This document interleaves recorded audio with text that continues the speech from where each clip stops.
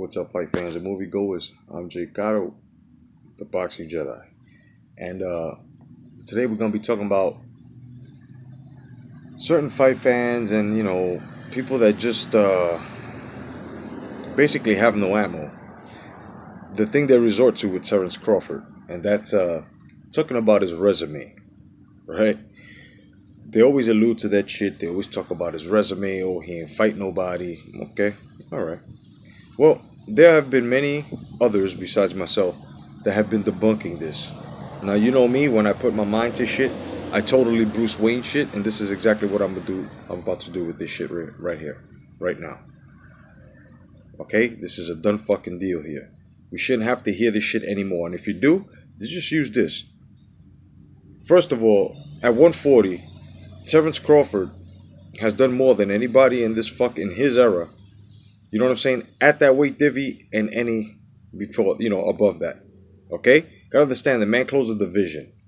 A lot of guys had Postol pound for pound. Oh yeah, this and that, and a lot of fucking just a lot of hope in Postol, and Postol was gonna knock Crawford out because Crawford did, and took care of him, took care of Gamboa, and many others. And people just don't want to give this man his props. Okay, no doubt. Now, the stupidity that comes out of you stupid motherfuckers, because and these are the same people that had Gamboa and fucking Postol and Dago, you know what I'm saying? Pound for pound.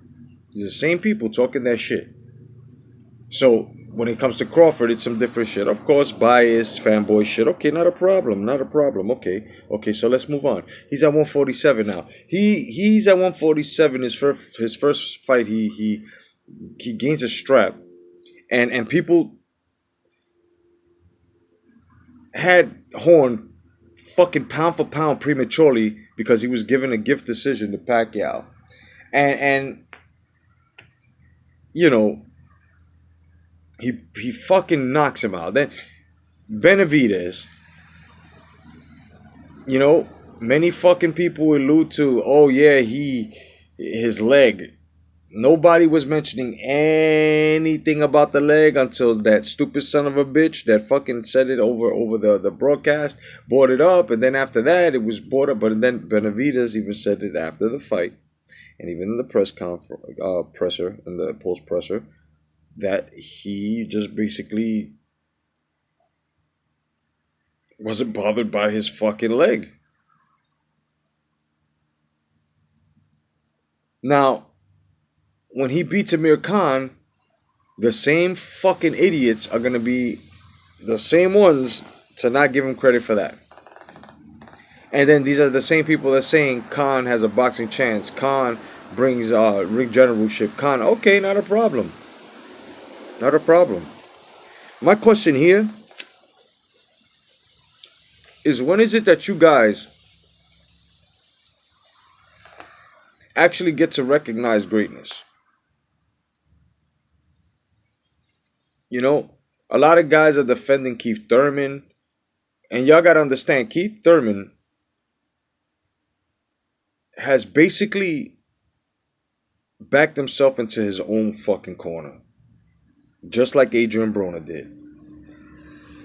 And I laughed my motherfucking balls off, along with the rest of the great fight fans over at Late Night Boxing Talk, simply because this shit was hysterical. You don't talk the talk and you can't walk the walk. The best thing for Thurman was to stay humble, say he was going to do the best he could, and had he gave that same performance, we wouldn't have been ridiculing him. But and then after he does all that shit and talks shit and comes up with a lackluster performance, guess what? Guess what?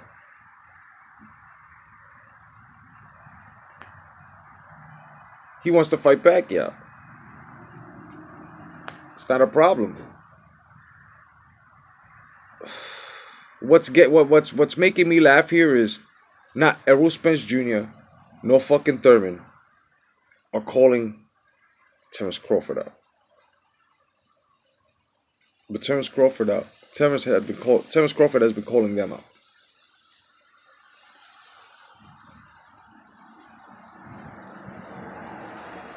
And if you want to continue to clear that smoke so you can see clearly,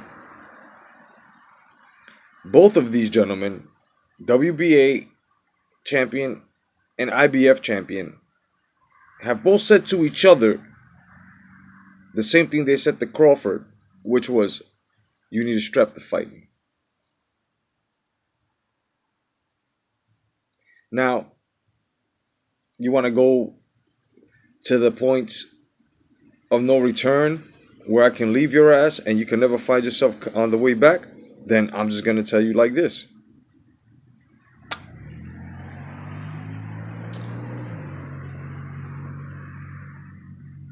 You guys can continue to say that he's fighting nobody. You guys can continue to say his resume and resort to that shit.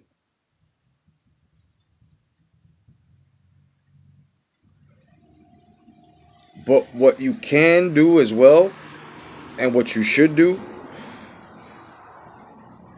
is be fair and recognize that this man is busting everybody's ass. And he's being ducked for a reason. You guys want to hide behind political skirts and say, well, the reason why is because Al Heyman or Bob Arum or whatever the fuck it is. It already got down to the get down. We already know the highways that these gentlemen are taking. You've got Errol Spence Jr. who's fighting fucking 140 pounders. And it's supposed to be a defending fighting champion. And then you've got your fucking Terrence Crawford who's fighting guys and defending his title at 147.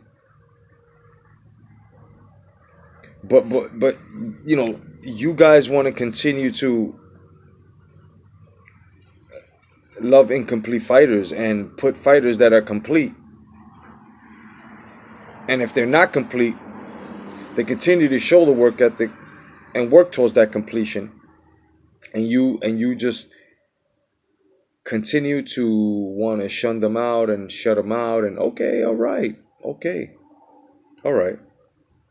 You can do that. You can live in your own lie. But what you cannot do is try to lie in reality. And if you need me to translate this shit for you, you dumb sons of bitches, what I'm saying here is, when the man is showing proven with his fucking skill and his pedigree, and he's winning, and you've got a majority of people telling you that it's because of his hands, not because of judges like certain boxers, not because of promoters and agendas and shit like that, you're going to have to give it up. And if you don't, then you will be the one who has deprived themselves from a boxing education, from the truth, and just being a fucking human being. You know what I mean? Because once again, I will say it. Boxing has not become a fucking hip-hop video. You cannot just call people out and think that you're going to be measured off with the greats just because you've called somebody out. And it takes you about 39 fights to fight someone who's, you know what I'm saying, the competitive one.